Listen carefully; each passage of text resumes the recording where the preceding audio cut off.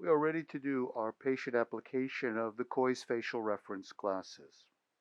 Before you even place them on the patient's head, my recommendation is to look at the tilt knobs and make sure that the outside frame of the glasses is positioned even with the black frame or the standard frame of the glasses so that when you use this, these are not tilted to begin with. They would be completely level before you even position them on the patient's head. The simple way is to just ask the patient to then put on the glasses. They'll position it on the head, then ask them to turn, take the strap, push the button, and tighten it under the head or in the back of the head so that they now are stable on the face. They can't move. Move your head around and you'll see the glasses are quite stable. They don't move around. The next step is to create natural head position, which I mentioned is done with the mirror technique. The best way to do that is to pick up the mirror and sort of hold it in line with the patient's face, but ask them to look down.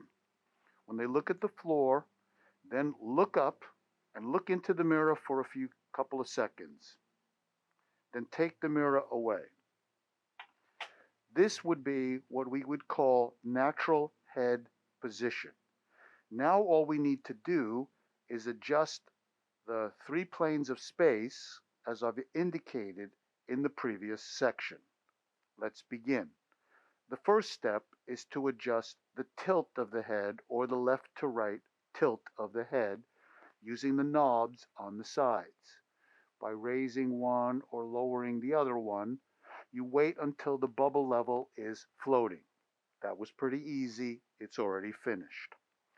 The second would be the AP plane or the tip of the head using the side bubble levels, which can be visualized from the front. For that, we use the adjustment screw. So as you adjust the screw, if you turn it clockwise, the wings move down until the bubble level would line up in the middle. Once the bubbles are in the middle, now you have the wings adjusted for the front to back or tip of the head. The twist of the head is the left and the right, which we'll review once we get the patient seated in the chair. Once the levels are completely floating in the middle of the bubble levels, we can go ahead and now seat the patient. So the bubble levels have captured natural head position. Once the patient is sitting in the chair, you then adjust the head for the bubbles to go back to the center that they were when positioned in when the patient was standing. So let me review. When the patient is standing and looking in the mirror, you adjust the glasses to achieve the bubble levels floating in the middle. Once the patient is seated, you move the patient's head to get the same position back in the bubbles. The next step is to go ahead and place the cheek retractors. I just bend them, seat them inside on the lips, and make sure they move freely and the patient is not having their lips trapped or feel uncomfortable with the cheek retractors. The next, remember the tip, disposable tip, the syringe tip that we use, the air water syringe tip, is then placed around the molar region. So this I measure to be about 50 millimeters. I place it back to separate the incisal edges. If the patient has a very deep vertical overlap, you would want this inserted further in the mouth. They have almost no vertical overlap. You don't have to go as far back with the separating device. So we place this over the teeth. I like to use this, ask the patient to close, open for a minute. I have to go a little further back, close down, open a minute, Just making sure, close down, that the teeth, the incisal edges, upper and lower, are completely visible when we do the imaging.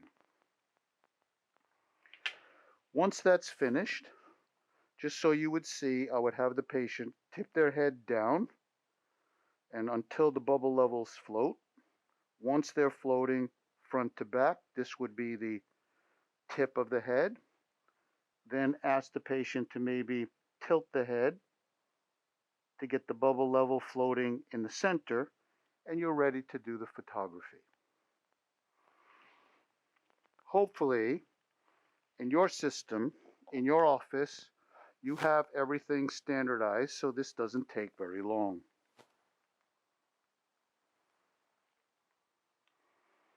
Now we're going to do a couple things with the photography. We're going to capture natural head position and demonstrate the viewing angle, which has to be on the same plane, and so the incisal edge will be in the middle of the photograph. That's the first picture, the retracted picture, and it's very important that you don't change the viewing angle, because by now you've already figured out how that alters the look in the photograph. In addition, once you have the position of the head established in the photography, we're going to do lip dynamics, which can be also evaluated using the targets, so we actually have measurements. Just tip your head down, down, down, down, just like that. Don't move.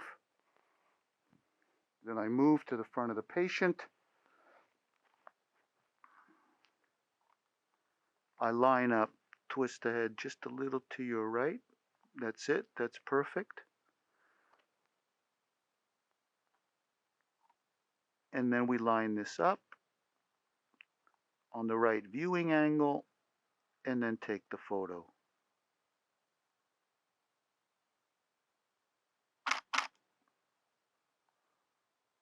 Take the photo.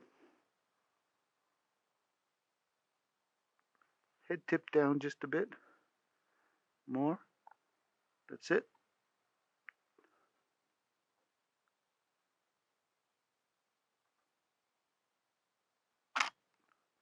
Okay, that's the first one. Then you ask the patient to remove the retractors and the separating device.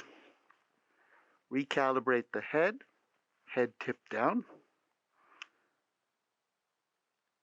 Twist to the right. Now I need the Emma repose position, and I'll ask the patient to say Emma. Close a little bit.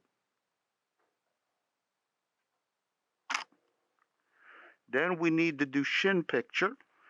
So I'm going to have the patient go to maximum maxillary lip dynamics. Head down just a touch.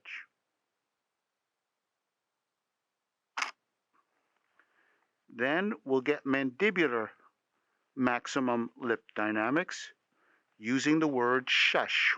Say shush. Tip your head just a little bit more. That's it. Shush.